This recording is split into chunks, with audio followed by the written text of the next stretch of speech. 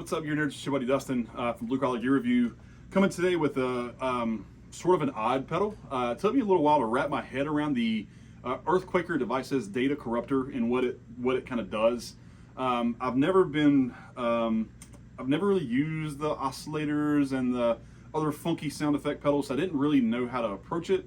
A buddy of mine loaned me the pedal, and I've had it for a little while, and you know. One of my other friends who has heard this pedal and checked it out with me, you know, I thought about making a parody video of like absolutely not having a clue what it does, but it did take me some time to really sort of understand it and how it functions. Throughout the sounds, you kind of have to sort of divide this pedal up in three sections, denoted by the three white knobs. By and large, if you treat it like a funky fuzz pedal, and then do other stuff, you sort of start kind of at ground zero there. And the pedal also can get very loud. It's a very hot pedal with tons of just things that can happen.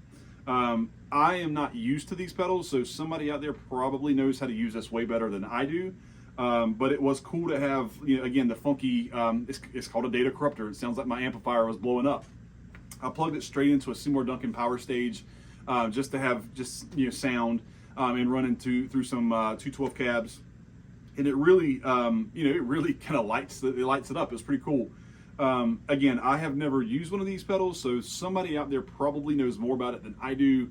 But I did have a lot of fun with it. And this particular pedal is sort of broken up into three sections of the pedal, as I mentioned a moment ago, and then the three knobs across the top kind of dialed that sound in or out a little more. Again, the first knob, hopefully you heard in the beginning of the video, more of the fuzz sound, and then you start introducing the subharmonic and the oscillator functions and features of the pedal. My buddy Ben, who loaned me the pedal, whenever he was jamming with his band, what he would do, and a lot of guys use it this way, would be turn some funky sound effects on between songs or between sets so the other guys can tune guitars or whatever. So yeah, it's a cool way to fill up stage volume and stage sound.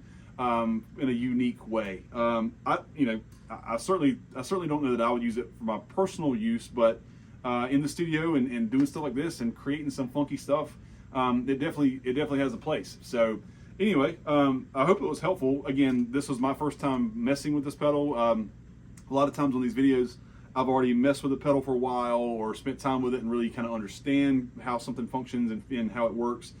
This particular one I have had it for a little while, but I just sort of had to wrap my head around how to use it. And again, for me personally, if I start with treating it like a fuzz pedal, the square wave fuzz, which is that first knob, and then do other stuff, I can sort of make sounds that does not sound like a toaster catching on fire inside of a microwave. So pretty cool. And if you are used to these types of pedals, or this one in particular, and can offer me any feedback or critiques on how to use it better or how to get more out of the functionality, I'd love to hear from you.